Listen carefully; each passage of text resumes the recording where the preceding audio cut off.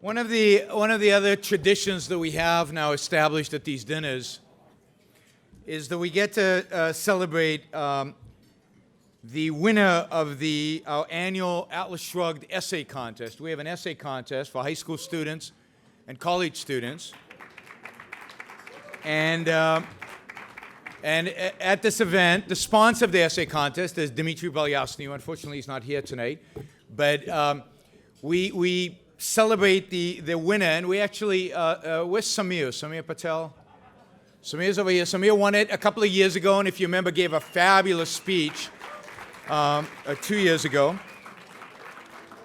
And it's really inspiring. I mean, that was a fantastic speech by Laws, and I think the focus, his focus and the Institute's focus and the focus of everything we do has to be on young people. It has to be on trying to get high school students and college students to think differently, to challenge the conventional wisdom that they're being taught by their professors and by their teachers and by the media and by everybody around them. And luckily for us, we've got hormones on our side, right? Because when those hormones kick in, you remember when you were 15?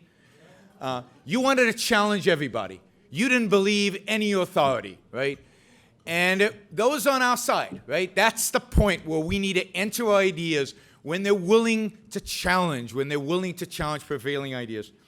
So this year, the essay contest was won by Mr. John Thorpe. John is a law student at Arizona State University.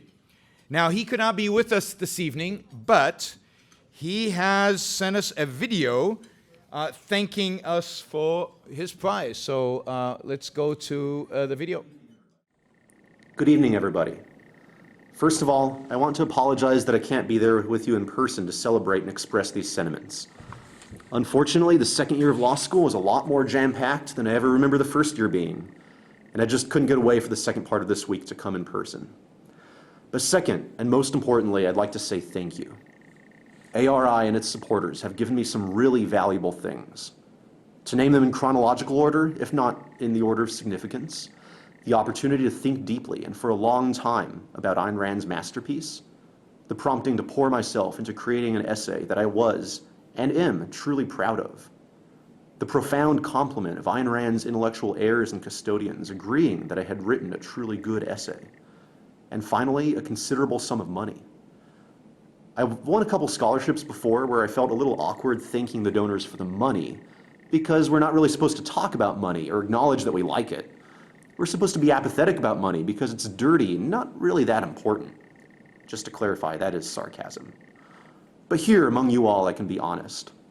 $20,000 is a truly great gift, particularly from people like you who know and love the value of a dollar. So thank you.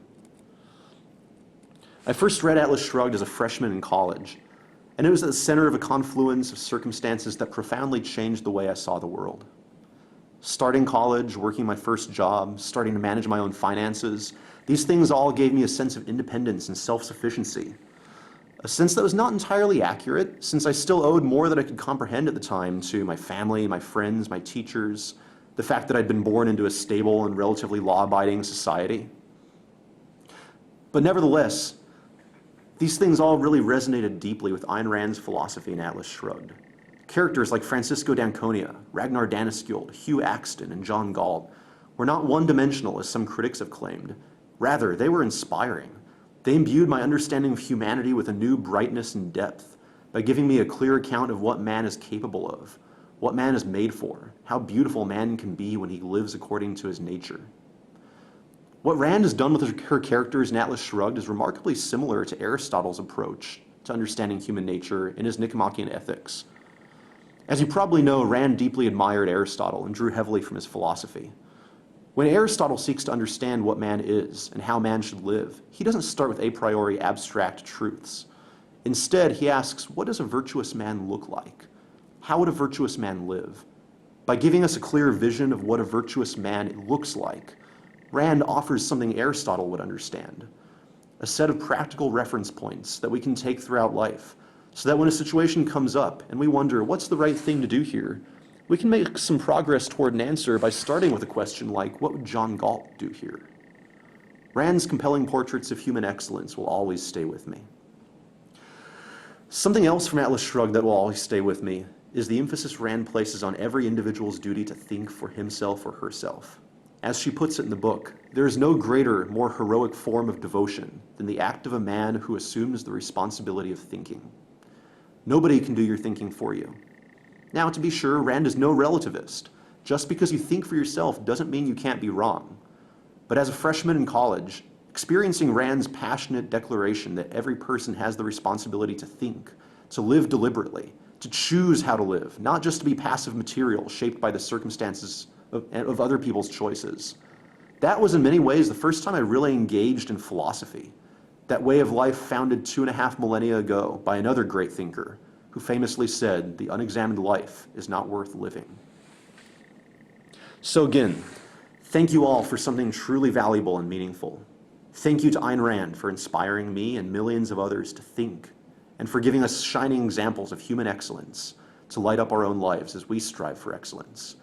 Thank you all for setting aside time from your busy lives, just like the citizens of Galt's Gulch did for 1 month every year, for something precious.